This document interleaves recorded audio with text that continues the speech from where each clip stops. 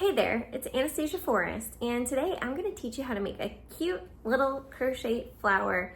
This is a super simple design that is great to do in all different kinds of colors, and you can mix and match with granny squares, making really neat, fun, interesting combinations for your projects. And I love it. I use this little flower all the time, and it's pretty easy. It's actually just 3 different kinds of stitches: slip knot, chaining, and half double crochets. And that is it. So I'm going to show you how to do it right now.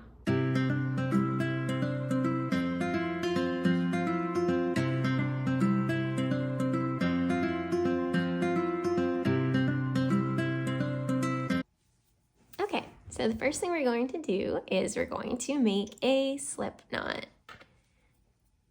Now I do that like so. Feel free to use your own method. Now we're going to chain 5. So 1, 2, 3, 4, 5. And it's okay if your chains are a little loose, it's fine. Now go ahead and hook into that V right here, the second one. Well, really it's the first one. Hook into your first V at the top there. Then you're going to pull up a loop and pull that loop through both of those loops. And you're hooking them together and you're making a circle, okay? Now, what we're gonna do is we're gonna get started on our half double crochets. You don't need to chain up. All you need to do is yarn over, go through the middle of the circle, and get that out of the way. Pull up a loop. So you'll have 3 loops on your hook. This is our half double crochet. Yarn over and pull through all 3 loops on the hook. Now, you're left with 1. Very good. That's your first half double crochet. We're going to do 5 more of these. Yarn over, go into the circle, pull up a loop, and yarn over and pull through all 3 loops. Yarn over, go through the circle, pull up a loop, pull through all 3 loops on your hook.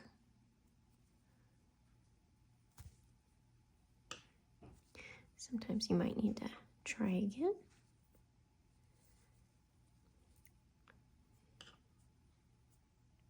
Yarn over, go to the center of the circle, pull up a loop, and pull through all 3 loops on your hook. Now I'll meet you at the end once we have done 6 half double crochets. See you there.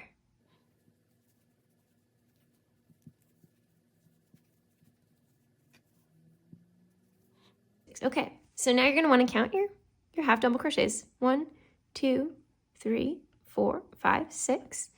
And we're going to want to join over to the beginning of our circle here, our chain right here. We're going to go and hook into the very beginning of our circle, yarning over and pulling through that piece of yarn.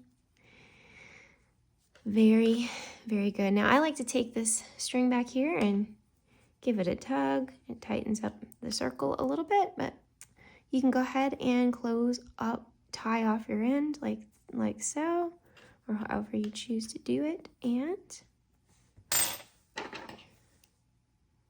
cut it off and pull that loose thread on through, making a knot. At this time, you probably want to weave in your ends.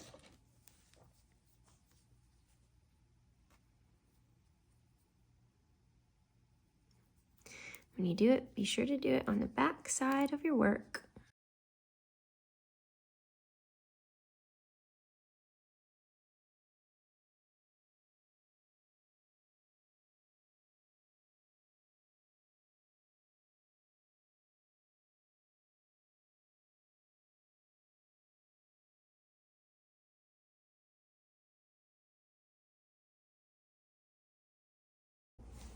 Here's my green yarn. All right, so the next step is to add our lovely petals. All right, so we're gonna take our hook. I'm using a size 4.5 right now, by the way. You're gonna go ahead and make a loop on your finger, a slip knot onto your hook, And there is your slip knot. Tighten it up, and you're ready to go. So you're gonna pick any one of these V's. I'm picking this one right here. You're gonna stick your hook through, and then you're going to grab, yarn over, grab that yarn, pull it through both loops, the yellow flower petal and your yarn on your hook. And you've got your slip knot and you're anchored in and you're ready to go. Now we're just gonna make a chain of 12. Here we go. 1, 2, 3, 4, 5, 6, 7, 8, 9, 10, 11, 12. And now that you have your chain of 12, what you're gonna do, I'm just gonna push that yarn out so I have plenty to work with. Now what you're gonna do is you're gonna hook into the same exact loop that you went under here, the same stitch you were in for the first initial slip knot. You're going to pull the loop through. So you pulled up a loop, you pulled it through, and you're going to slip knot it into your first chain 1 right there at the base. You're basically just chaining right into the same exact stitch, actually. So now what we're going to do is we are going to slip knot. We're going to slip knot right into the next stitch. Do you see that one next to it? Yeah, so you're just gonna put your hook through, pull up a loop, and pull it through that flower, petal, pollen thing, and your loop there. Now, chain 12 again. 1, 2, 3, 4, 5, 6, 7, 8, 9, 10, 11, 12. Now we're gonna put ourselves right back into the same stitch. So we're going right into that second stitch again that we had, the next one to the left of the previous. You're pulling up a loop through both the yellow center and your current loop on your hook. And there you are, you're anchored in. See, you're building a petal into each of these stitches. Let's do the next one. So you're going to put your hook through the next stitch over, pull up the loop, pull it through, and chain 12. 1, 2, 3, 4, 5, 6, 7, 8, 9, 10, 11, 12. And you're doing the same thing. You're anchoring back into that stitch, pulling through a loop and pulling it through your flower petal. And I get a little turned around. There we go. Lovely. And we're doing that same thing for all of the next stitches. I'll meet you when we get to the end.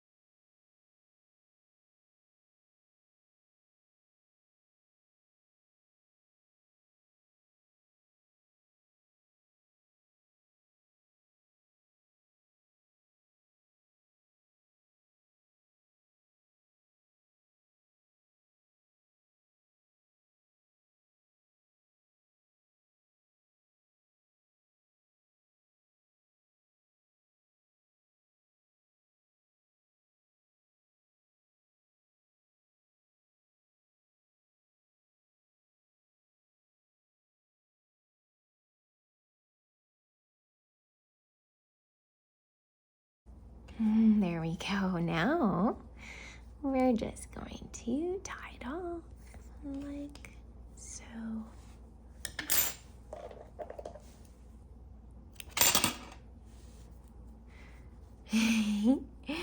And that is our cute little flower. Now, I get a little fuzz right here. I'm gonna figure out where that's coming from. I think that's the end of some yarn right there. I think I wove that in maybe weirdly or somehow. So I just would use, I tend to use the end of the blunt end of a, there we go, and poke it back through. And poke it back through. So yeah, I'm just straightening out the petals. Now, the next step would be to, oh, you might want to actually go ahead and attach here. You could do this before cutting off your thread, actually. I should have probably done that while I still had the loop, the hook, the loop on my hook, but you know, you can also do it like this. So I'm gonna actually attach this last petal to this petal to close it off a little bit. And I'm gonna go through the front so I can, I know I'm gonna go through the back actually, so I can end up tying it off in the back. Woo! I should have stuck the needle in first before threading it, but here we go. Here we go. Pulling that through. And now I'm going to kind of attach them together. Okay. They're just connected. There we go. Much better looking, right? Yeah. So actually this is our, yeah, this is gonna be our front here. So I'm gonna end up tying off back here. So now weave in your ends. I'm gonna hide this one back here. Probably I'm gonna end up hiding them inside of this because it seems like the most juicy, good hiding place available. So I like to kind of, with these long, I'm working with a small piece of crochet art, and I'm working with a long yarn needle, darning needle.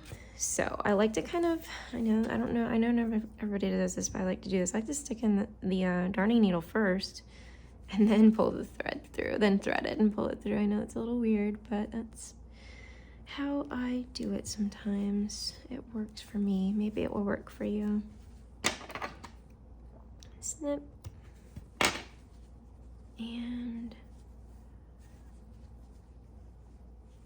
find where this was. Pull it on over, or maybe we'll just weave it through. Yeah, let's thread it on this one. Let's weave it down in through here. Let's weave it down in through here. There we go. Now we're on our other side. We're gonna be hiding it, like I said, probably,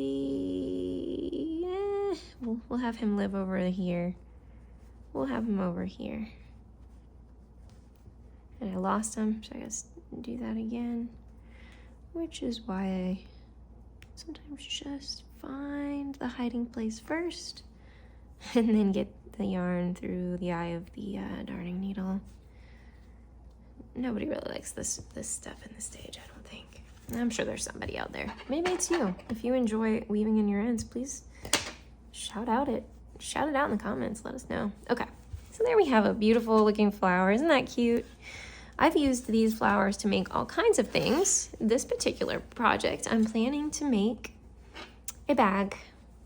I'll be using the sewing machine to sew these squares together. You could also yarn them together, weave them together. But yeah, it's gonna be a cute little bag. And if you're interested in how to make that, I'll be sharing that video in the future. And if you guys would like to see other things I've made with these flowers, please let me know. They're useful, like I said, in all kinds of things. You could put them on jeans, you could put them on headbands. I mean, the sky's the limit.